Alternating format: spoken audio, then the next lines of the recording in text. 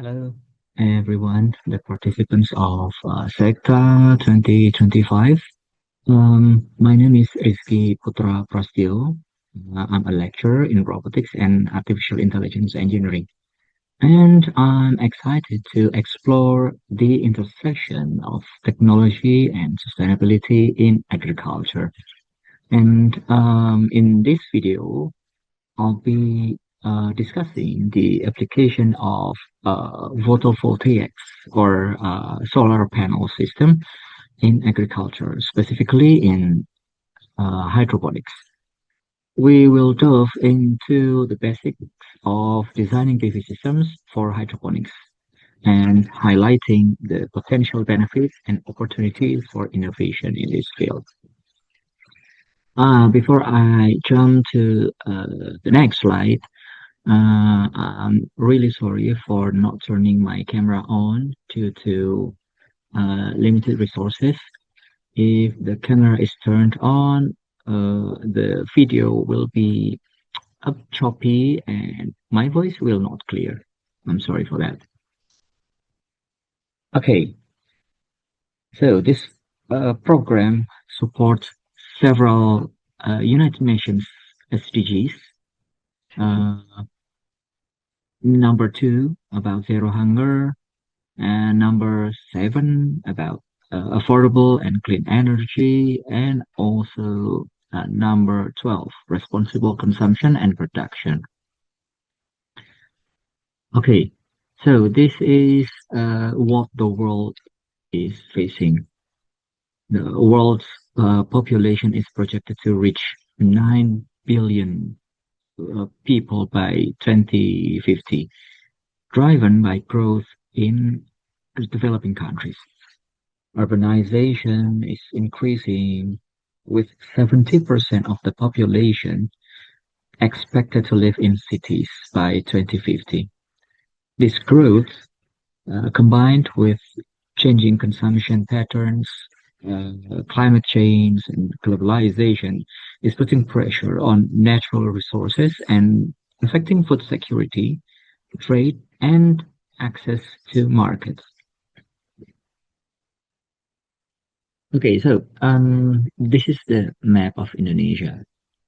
Uh, we can see here we are here right now in Java Island, specifically in this area. Surabaya is here. As we can see here, the Java Island is dark red.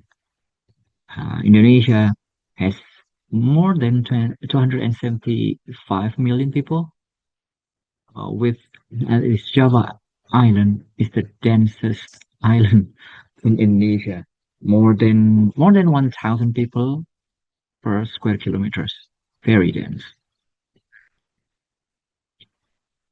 So okay, the goal uh, this program is to reduce hunger and ensure everyone has access to safe and nutritious food, eliminate poverty, promote economic and social progress through increased food production, rural development, and sustainable livelihoods, and also manage natural resources sustainability for the benefit of current and future generations. Okay, before I proceed to the next slide, I'm going to cite a quote from Lao Tzu. I don't know if it was the correct pronunciation or not. A journey of 1,000 miles begins with a single step. Yeah, this is our activity is a small step towards a bigger goal.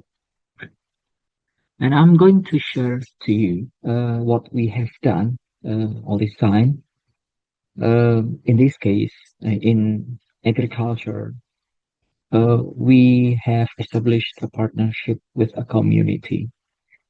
It is situated in Pasuruan. Here is Pasuruan, and Surabaya is here, approximately 50 kilometers, and it takes an hour from Surabaya to this place. Um, Back in 2021, I established a partnership with a hydroponics farming group. It consists of four women who run their business in their home, and they use DFT hydroponic system. What is DFT hydroponic system? I'm gonna talk this thing later, just after this slide. So here is uh, the documentation. This is the photo when the first time we came there. These channels, these channels are used for growing the crops. Uh, these channels are exposed to direct sunlight, direct rainfall. So when the rainfall occurs, the rain water will enter these channels and mixed with the nutrient water in the tank here. Okay, this is the first condition, the initial condition we came there the first time. So this is the difference between the NFT and DFT system. In NFT stands for nutrient film technique. It uses a shallow stream of water. The water in this water tank will be pumped, will be circulated to the channel here. As the name goes, the water here is in this channel is so shallow. That's why it is called nutrient film technique. The water just flows through this channel and goes back to the water tank from this hole. Okay, and the other one is the DFT or deep flow technique. It submerges the roots in a deeper water here. So in DFT system, we need uh, much water than this NFT system because some of the water is stored in this channel. And the advantage, one of the advantages of DFT system is when the blackout occurs, some of the water is still here. So these crops can still get the nutrition from the water. While in the in NFT system, because the water is so shallow, and in some designs, there will be no water completely. The water just flows and goes back to the water tank. But some design uh, still stores some of water here, not too deep, just like the DFT system. And the hydroponic farming group I mentioned earlier uses the DFT system. So here we have some electrical devices like water pump and air pump, but many people don't use this air pump. We just use the water pump. The air pump is not that necessary, so we can get rid of this uh, air pump. And these are the two main products, bok choy or beras garapa. Some people call it uh, pak choy. I don't know the name. Uh, this name in English. Some people say bok choy, or we can just say the Latin name beras garapa. And the second one is lettuce. Sometimes they grow another crops sometimes, but these are the main products. Okay, so when we came there to this group for the first time, we identified some problems and we formulated the solution for them. Uh, okay, because we come from engineering faculty, and what we can do for them is to provide energy to operate the electrical system in this hydroponic system. We built a solar panel to operate many electrical devices used by this hydroponic system. But the question is where to begin, how to design a PV system or photovoltaics, or we can just say a solar panel. Here we have again, we get rid of this air pump. We can use only this nutrient pump or water pump or whatever you name it. We identify how many electrical devices they operate for this whole system. So begin with, to begin with, we start our analysis, we start our calculation from the energy needs, how much energy they require for operating these all electrical devices. Okay, uh, for just for illustration, giving you the basics for, to calculate, to design a PV system. Um, okay, this calculation is simple, but uh, it is applicable for wider sectors. You can use this application. I'm gonna tell you soon, and you can use it for wider applications. Okay, let's start with the energy needs. We will calculate the daily load. Assume that we have uh, 20 watt of DC water pump. So this value, this specification is printed in, I'm sure, in every electrical device we have around us. Our TV, our refrigerator, air conditioner, washing machine, anything, they have this value, of course. And okay, let's say that this water pump has a power of 20 watt, and this water pump has to operate for 8 hours. Thus, we can calculate the total energy based on this value. Again, this is very basic calculation, but we can use this calculation as a starting point to design a PV system. So the total energy will be 20 watt times 8 hours. 20 watt times 8 hours, we will get 160 watt hours. Just the multiplication between this unit and this unit. 160 watt hours. This energy is required to operate 20 watt of DC water pump for 8 hours. Okay, this is the requirement, the energy load we need.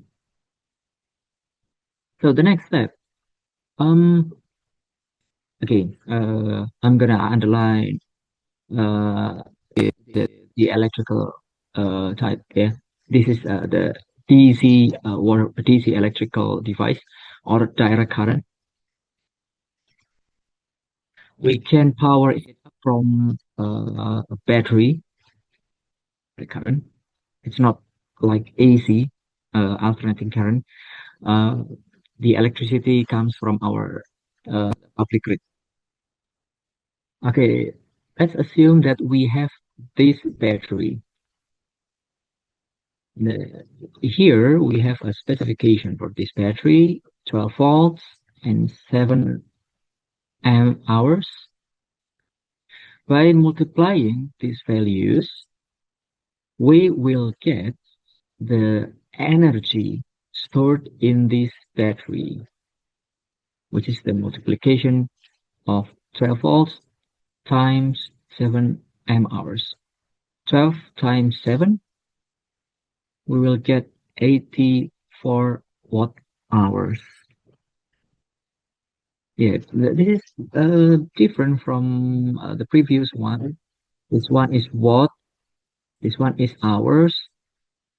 Yeah, here actually we have 12 times 7 or 84 VAH. VA is watt, the multiplication between voltage and the electric current. Okay, so this is the energy stored in the battery, the total energy, 84 watt hour. However, every battery has depth of discharge. This is yeah, the percentage of battery capacity that has been discharged. Usually, this kind of battery has DOD of 80%. It is stated as a percent, in percent, right? Thus, we can calculate the usable energy by multiplying this value with this factor. 84 times 80% is 67.2 watt hour. This is the usable energy. We cannot use all of its energy. If we use all of its energy, this battery is completely discharged and it will damage the battery. So, um, let's go back to the previous slide. Here we have 20 watt of DC water pump operating for 8 hours, and it requires 160 watt hours of energy. But here we have battery 12 volts, 7 ampere hours with a DOT of 80%. So its usable energy is just 67.2. Okay, of course, it's not enough. It's not enough because the energy uh the energy needs is exceeding the battery energy here. It's not enough. So we can have more than one battery. We can connect this battery with another one in parallel. Yeah, that's okay. Okay, let's say how many batteries do we need in this case? So the number of battery we need is 160 watt hours. This is the energy needs divided by the usable energy per battery. 160 divided by 67.2 is equal to 2.38. It's not possible. It's not possible. So at least we must have three batteries, 12 volts, 7 ampere hours. Yeah, this is a very basic calculation. And again, you can use this calculation as the starting point to design many things. Okay, should we use three batteries instead of one? Yeah, not always. We can substitute these batteries with a single battery, but again, we have to calculate the energy in this battery. Here we have a bigger capacity. It says 12 volts and 18 ampere hours. 12 times 18 will result 260 watt hours. And if the depth of discharge or DOD is 80%, we have to calculate this, multiply this value with 80%, and we will get 172.8 watt hours. Yes, by comparing this value and our energy needs 160, this single battery will suffice the energy. It can run a 20 watt water pump for 8 hours. However, it is too close.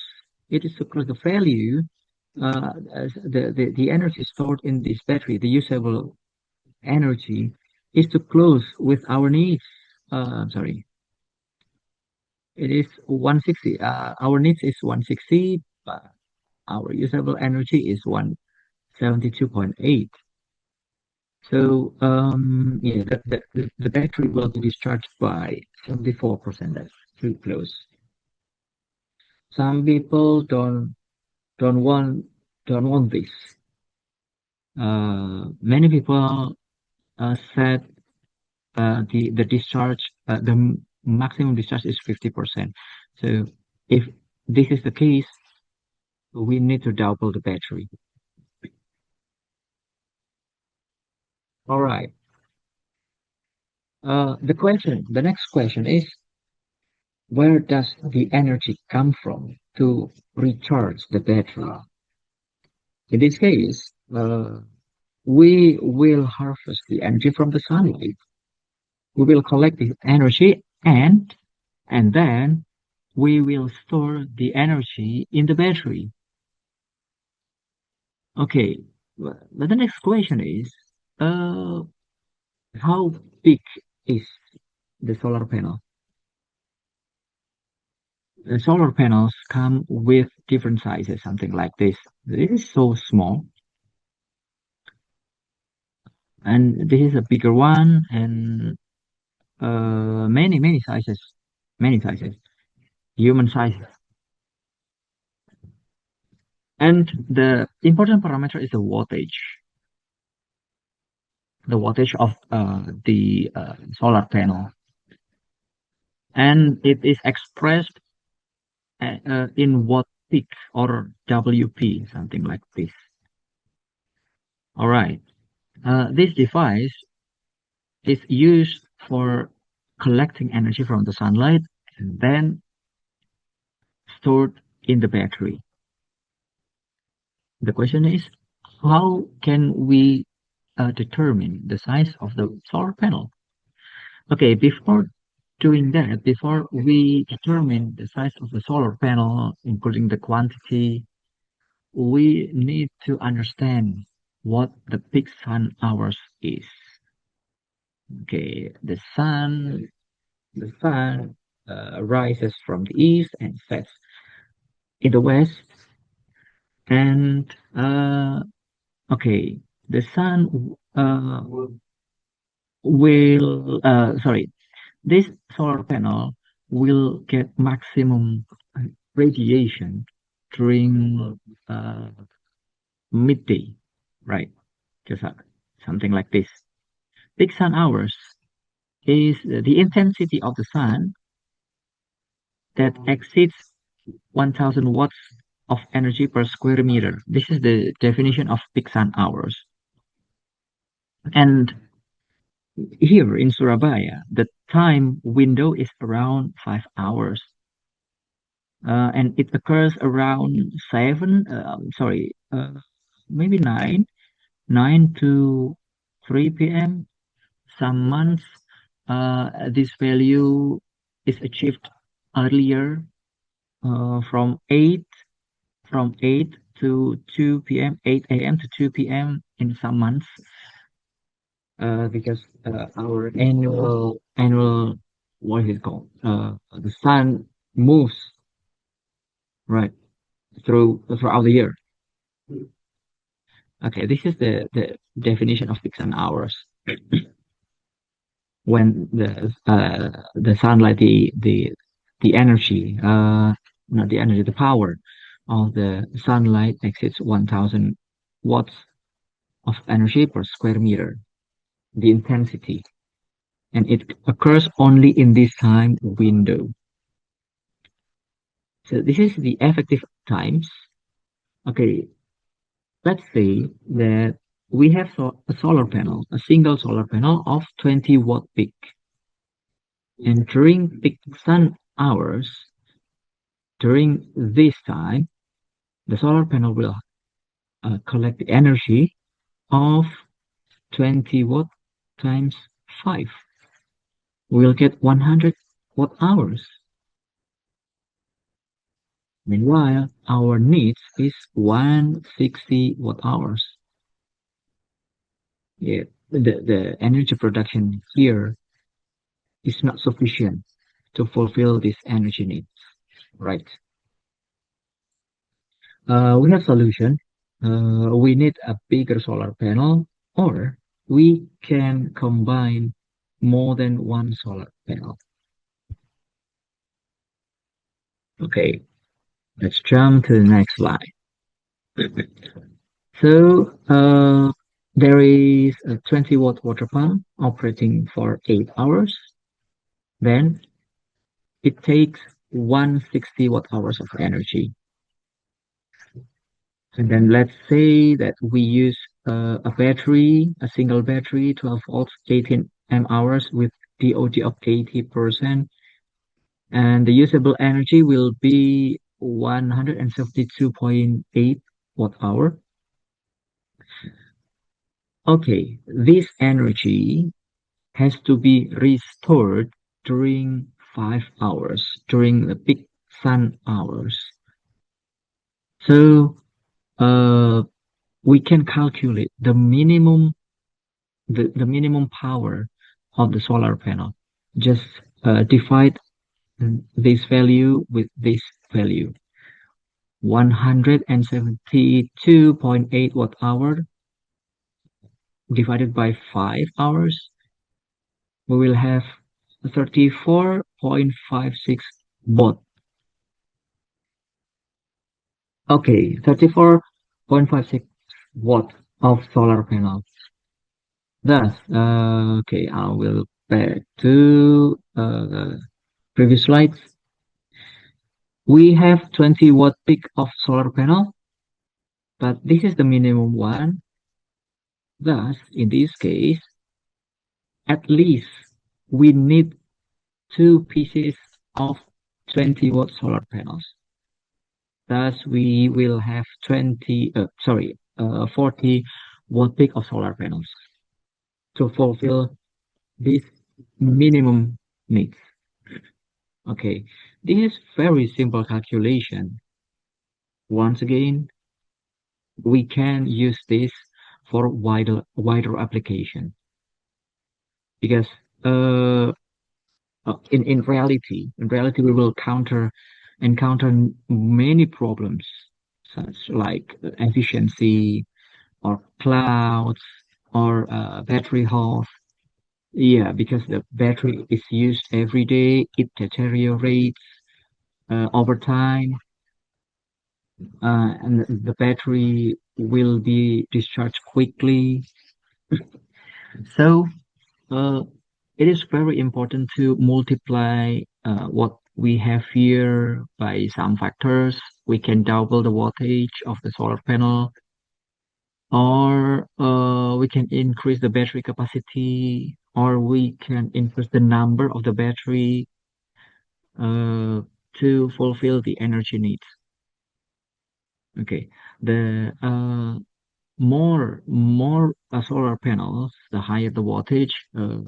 It will shorten the charging time, of course, because we have more power. And why do we need higher power of solar panels? Because okay, let me draw a simple illustration. So this is the battery. And then this is the load. Okay, this solar panel will charge this battery, and at the same time, this energy is used to operate the load. Thus, these solar panels must produce more energy because it supplies energy to the load and to the battery. Okay, that's why we need bigger solar panels just to to cover this to rectify some problems, something like this. Okay, this is very basic. And if this the electricity here produced by the solar panel and this battery is a DC current or a direct current. If we have AC loads, something like TV or air conditioner or refrigerator or what else? Washing machines. We have to convert this DC current to AC current because we cannot operate directly these all electrical devices with battery. So inverter is required in these applications. Inverter will do the task of converting the DC electricity to AC. Then we can use to power up our AC loads. And usually we have to choose the inverter with capacity of 25 to 40% larger than the total daily load. Yeah, those are the basics in defining, in determining the size of the battery, the solar panels, uh, as well as the inverter. In this case, we use the PV system or solar panel system to operate the hydroponic system. This is the thing we have done years ago. We established a partnership with a community. We built, we built them many things. I will show you the photo. All right, these are the results. We developed 900-watt peaks of uh, solar panel system, and we distributed the electricity to four houses. They are a neighborhood, and they're all operating their hydroponic system. These are the photos. And in 2022, we have one more member. All right. And these are the monitoring systems. Uh, these electrical devices are used for monitoring the concentration of the nutrition in the water tank. The nutrient water is stored here, and this device has some sensors, something like a pH, TDS, total dissolved solids, uh, and humidity to sense the humidity of the atmosphere around the installation. And this device will send the data to the cloud so we can monitor the condition of our hydroponic system anywhere, anytime. So, yeah, these are the photos when all of these hydroponic system were operating during the night. we added a grow light. We added a grow light so that the crops can grow during the night. Okay, I think that's all from me. I hope you can enjoy your activity in Surabaya. Yeah, see you in Surabaya. Thank you.